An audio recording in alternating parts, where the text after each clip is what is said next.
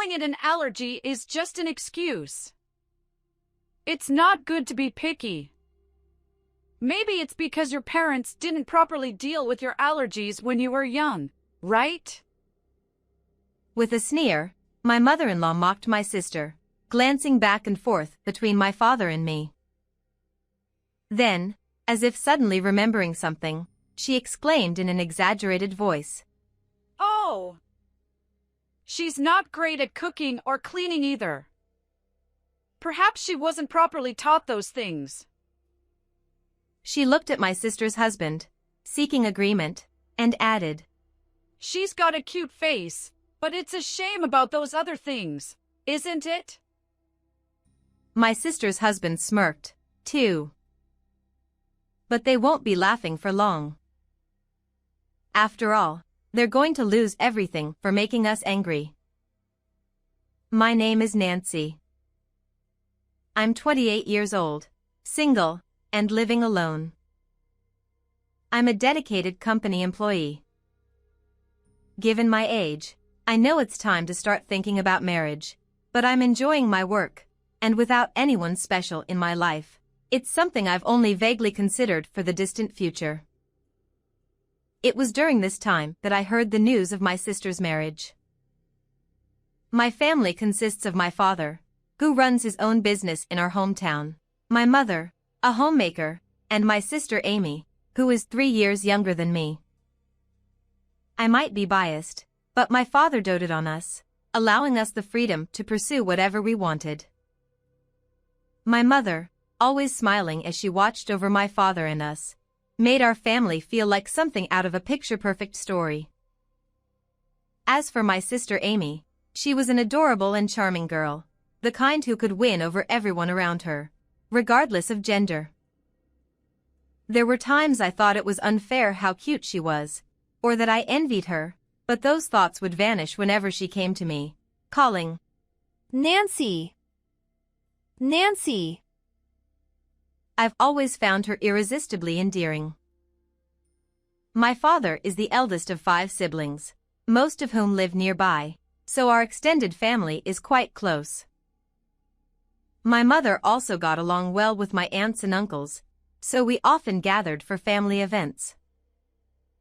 Around that time, we were having one of those gatherings to celebrate the birth of a baby girl, born to my father's youngest sister, who had just had a late-in-life delivery. Although she's technically my aunt, she's only about 10 years older than me, more like an older sister. I was thrilled about my aunt's baby and excited to meet the newborn, so I returned home for the first time in a while. As I was catching up with my aunt and marveling at the tiny, newborn baby, realizing once again how incredible the birth of life is, I heard cheers coming from where my sister was. I glanced over to see my sister, slightly tipsy, her face flushed pink as she swayed while holding a glass of wine in both hands. She's drunk because she tried drinking something she's not used to. Sighing at the sight of my sister, who had likely overdone it in the spirit of celebration, I got up to help her. As I approached, my cousin noticed me, looked up in surprise, and began talking rapidly. "Nancy! Amy is getting married, isn't she?" What? I must have looked like a deer caught in the headlights at that moment. I'd heard she had a boyfriend, a civil servant, tall, handsome, the kind of guy who would pick her up after work, but marriage? I alternated my gaze between my cousin and my sister, who was giggling in her tipsy state. Amy, still laughing, said, "I haven't told you yet, Nancy!" My cousin, initially surprised, seemed to catch on to the fact that I wasn't satisfied with how casually the news had been dropped and quickly excused herself from the scene. After she left, I sat down on the cushion next to my sister, which still held some of my cousin's warmth. I took the glass that my sister was still holding on to and set it on the table. Then I cupped her cheeks with both hands, turning her to face me. "What's this all about?" "Amy, realizing from my tone that I was not amused, finally apologized. I'm sorry. As I questioned her further, she confessed that she had asked our parents to keep it a secret from me because she wanted to tell me in person. Since I was home for the first time in a while, she had planned to tell me this time, but the moment never seemed right, and before she knew it, she got drunk and spilled the news to our cousin in the happy atmosphere. As I listened, I couldn't help but think how typical it was of my sister to bungle a surprise like this, yet it was also part of her charm. By the time she finished explaining, I no longer cared that she'd kept it a secret.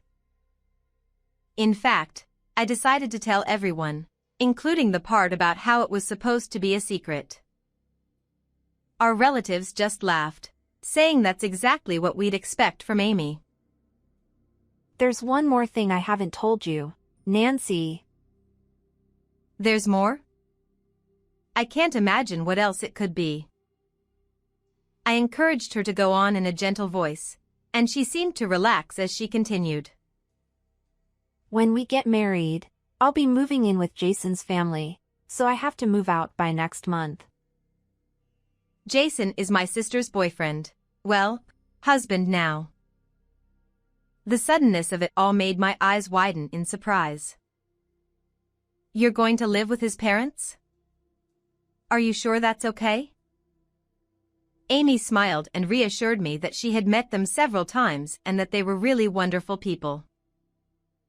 With her marriage announcement and the news that she wouldn't be able to visit home as often, the atmosphere that night was festive and lively. That conversation took place at the beginning of last month. So, she must have moved by now. I thought I should call her soon to check in, but just then, my phone rang. It was just before midnight. Wondering who it could be at this hour, I looked at the screen and saw Amy displayed. What timing, I thought, as I tapped the call button. Hello? I answered, and immediately froze. Before she could speak, I could hear my sister sniffing, and it was clear she had been crying. Nancy? Sorry to call you out of the blue. Her voice wavered slightly, as if she was trying to hide the fact that she had been crying. Even through the phone, I could tell she was trying to sound cheerful. It's totally fine. Did something happen? I tried to keep my tone casual, not wanting to make her feel more stressed. Actually, I'm at the hospital right now. She couldn't hold back any longer and started to cry. The hospital? Why? Is her husband with her? I had so many questions, but I held back and just listened. I was brought in as an emergency. I hate to ask, but could you come pick me up? Why me and not her husband or in-laws? I wondered, but quickly realized there must be a reason. I asked for the name of the hospital, told her I'd be there soon, and ended the call. Since it was late at night, I arrived at the hospital more quickly than I expected. My sister was sitting quietly on a chair in the hospital lobby. I rushed over to her immediately. Up close, she looked much thinner than she had a month ago, and her face was pale, showing clear signs of exhaustion. I sat down beside her and gently asked if she was okay. I'm sorry for calling you so late. I'm feeling better now. That's good. But what happened? Why were you rushed to the hospital? She didn't seem to have any major injuries, so I wanted to understand what had happened. Her next words made me doubt my ears. I ate peanuts. I blurted out. What? Without thinking. My sister has a peanut allergy. She's dealt with it all her life, and our family has always avoided having peanuts at our meals. Why? Did you accidentally eat some? No, my mother-in-law. My mind went blank. I couldn't believe that anyone, knowing about her allergy, would intentionally give her peanuts. I asked if she had told her mother-in-law about the allergy. My sister turned to me, her eyes brimming with tears, and said, Of course I told her. But she said I shouldn't be picky just because I claim to have an allergy. Amy continued, explaining that even when she looked to Jason for help, he just told her to eat the peanuts because they were delicious, completely dismissing her concerns. Feeling like she couldn't refuse without causing a scene, my sister tried eating a small amount, hoping it would be okay. But soon after, she started having difficulty breathing.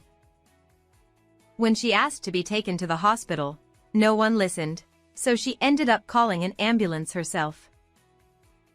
My mother-in-law even said, "Are you trying to make me look like the bad guy by exaggerating your symptoms?"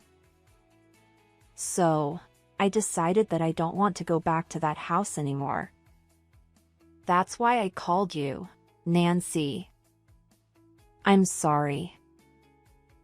As my sister apologized through her tears, I took her hand and reassured her. It's okay.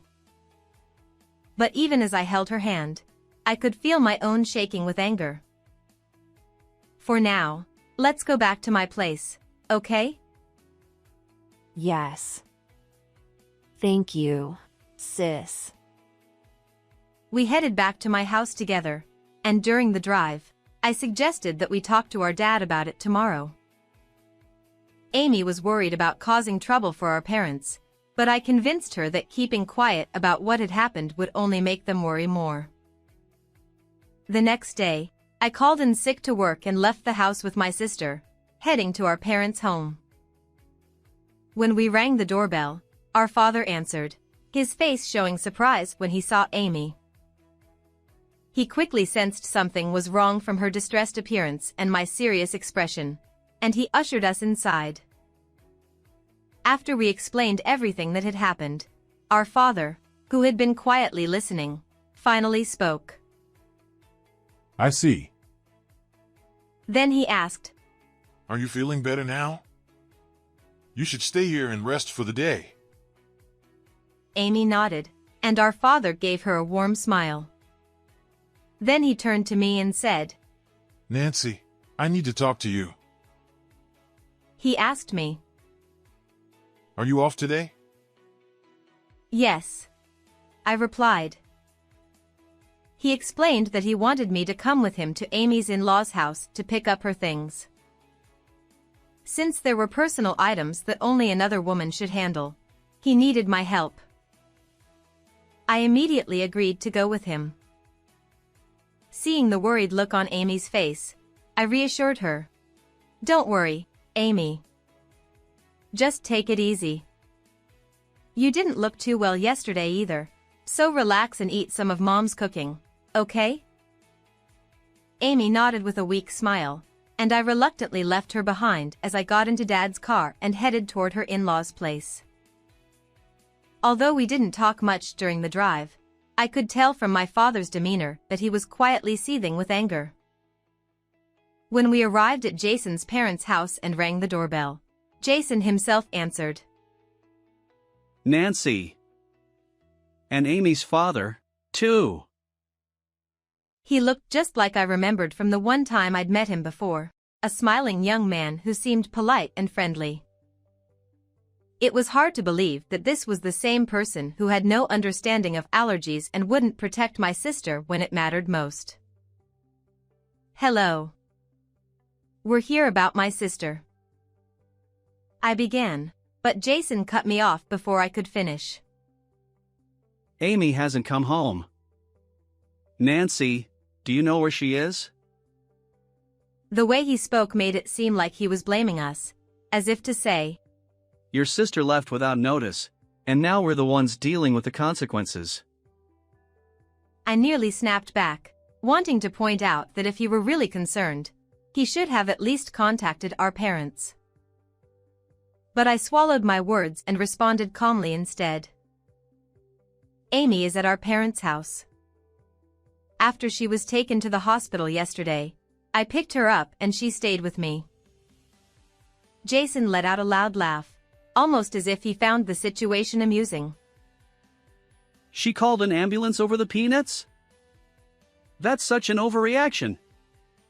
It wasn't serious enough to warrant an emergency call. I felt a surge of anger and was about to respond when my father stepped in. Amy won't be returning here for a while, so we've come to collect her belongings. Jason's eyes widened in surprise. She's not coming back. As he moved closer to confront my father, a voice called out from deeper inside the house. Jason, what on earth are you making a fuss about? Jason's mother came hurriedly into the room. When she saw me and my father, her face briefly twisted into a look of disgust before she quickly forced a smile. Well, it is Amy's father and sister. I couldn't help but notice that fleeting expression, but we nodded our heads in response as she bowed to us. Mom, it seems Amy is holding a grudge about what happened yesterday and says she's not coming back. Jason spoke in a sickeningly sweet tone, as if trying to win his mother over with a poor me attitude. Sensing that things might take a turn, I discreetly started recording the conversation on my phone, which I had already set to recording mode and hidden in my pocket. Are you talking about peanuts? Amy keeps making a big deal out of it, claiming she has an allergy, when it's really just a matter of picky eating. She continued, with the same plastered-on smile, saying she only wanted Amy to enjoy the delicious peanuts. It's not about picky eating. Amy has had a peanut allergy since childhood. Even food prepared with utensils that have touched peanuts can cause a reaction, so we've always been very careful. I fought to keep my anger in check as I explained, feeling on the verge of losing my composure. But Jason interrupted with a dismissive tone. Yeah, but you know. And continued. I used to be allergic to milk when I was little. My mom would gradually introduce it to me, mixing it into my food, and now I can drink milk just fine. He said this proudly, as if his mother had performed some miraculous feat, while she nodded along with a smug smile. Maybe Amy's peanut allergy is because her parents didn't handle it properly when she was young. She grinned slyly, glancing back and forth between me and my father, clearly enjoying the tension she was stirring up. Then, as if she had just remembered something, the mother-in-law exaggeratedly exclaimed, "Oh," and continued. Amy wasn't very good at cooking or cleaning either. Maybe she wasn't properly taught those things. She's got a pretty face, but it's such a shame she's lacking in other areas, don't you think? She directed this at Jason, who grinned back at her. Feeling like I was on the verge of exploding, I knew I had to get out of there. I'll be taking my sister's belongings now, I declared, asking Jason to show me where they were. Go right ahead. After all, Amy needs to work on overcoming her allergies and polishing her skills as a wife. She tossed out those parting words before disappearing back into the house. I hurriedly gathered my sister's things and left their home as quickly as I could. On the drive back, I was so furious that I could hardly think straight, but my father was even more upset. Usually a careful driver, he was now driving in an unusually aggressive manner, clearly seething with anger. When we returned home, Amy rushed to greet us, immediately sensing that something had happened based on our expressions. She repeatedly asked if we were okay. "What are you planning to do now, Amy?" Her face fell, and she looked down, as if the weight of the question had just hit her. "To be honest, they didn't show any concern for you at all. I told her.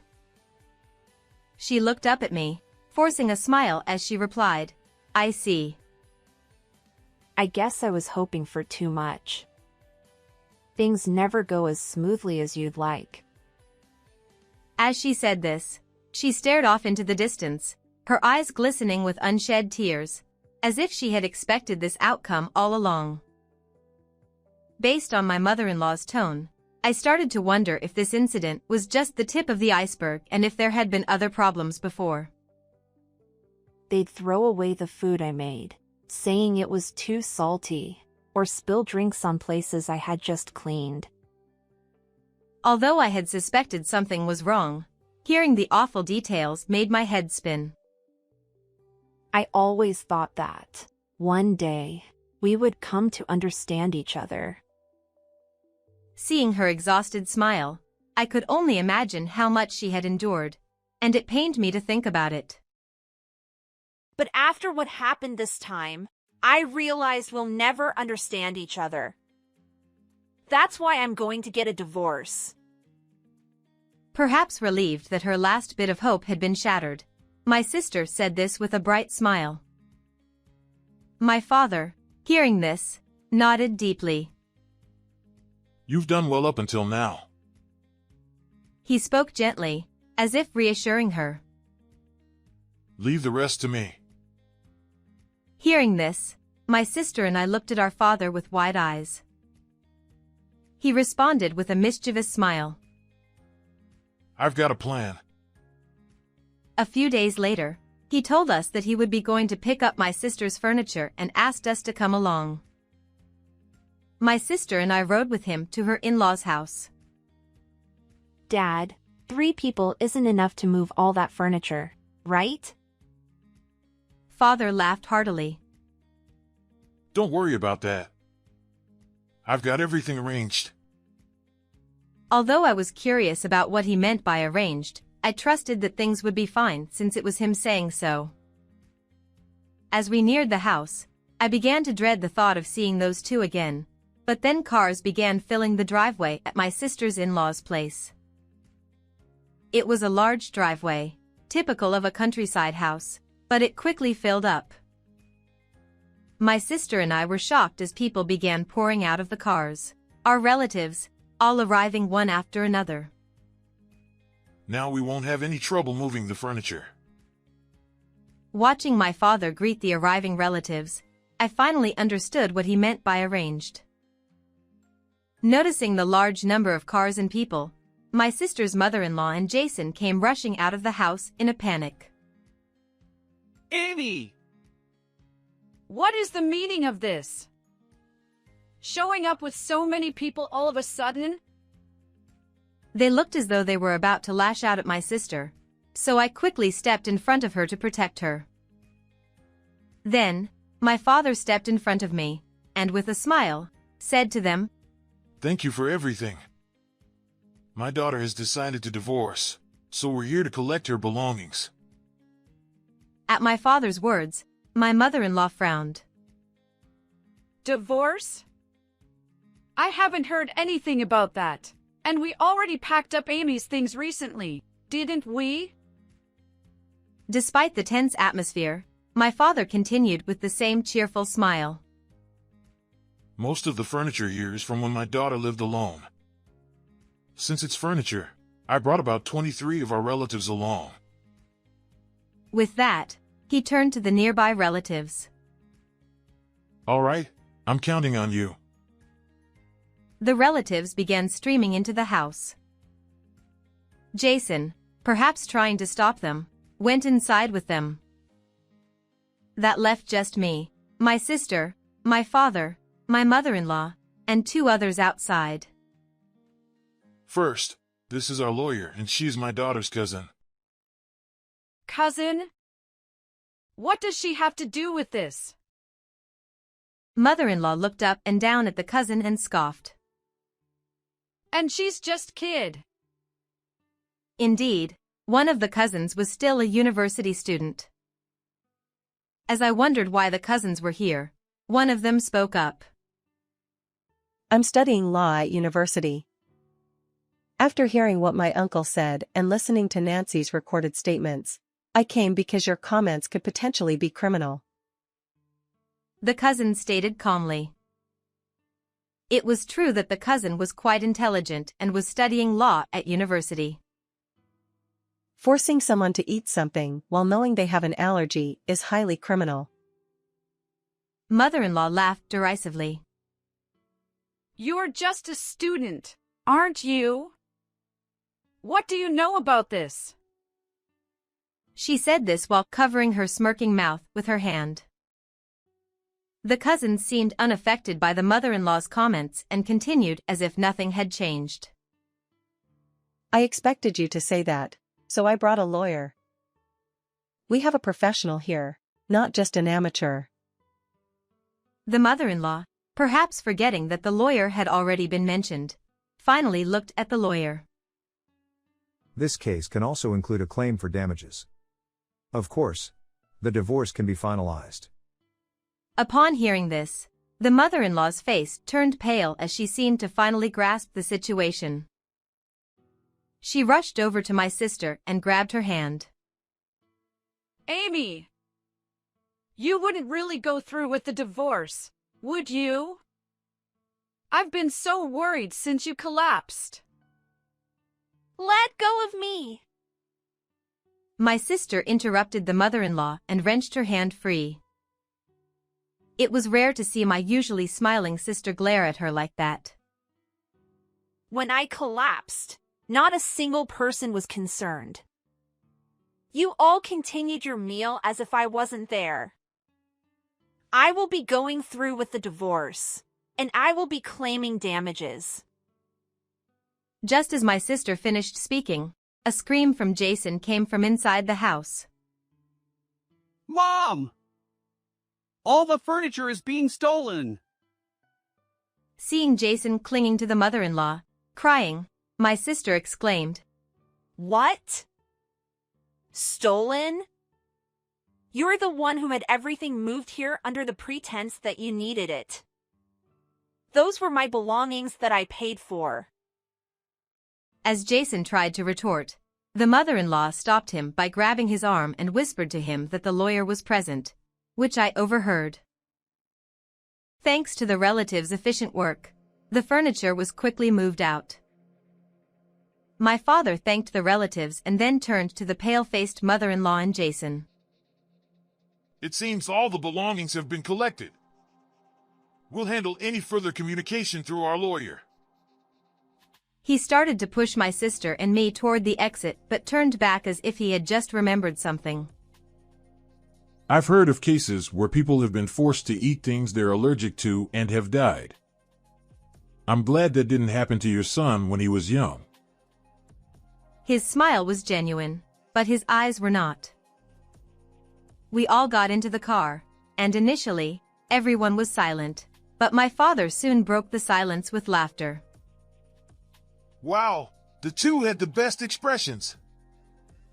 Seeing my father's genuine smile, which I hadn't seen in a long time, both my sister and I started to chuckle, which turned into full laughter. We all laughed heartily as we drove home. It was a rare moment of genuine joy. Afterward, the divorce was officially finalized. Since my sister's furniture had been removed, the house was left empty. The furniture originally in the house had been sold when my sister got married, as it was expected that her furniture would be used. Additionally, the money from the sale had been spent without my sister's knowledge, so there were no savings left. With the emergency transport and the arrival of the relatives, news of the divorce and the mistreatment spread quickly, leading the in-laws to move away as if fleeing. They were reportedly working tirelessly from morning till night to handle the alimony payments, moving expenses, and to replace the furniture. My sister's health has improved, and her previously thin body is gradually returning to its normal state. She and I are now living together in my home until she finds a new place. Although there are times when the noise of having my sister around reminds me of how much has changed, I appreciate having someone at home. I'm enjoying the days, laughing with my sister as we did in the past.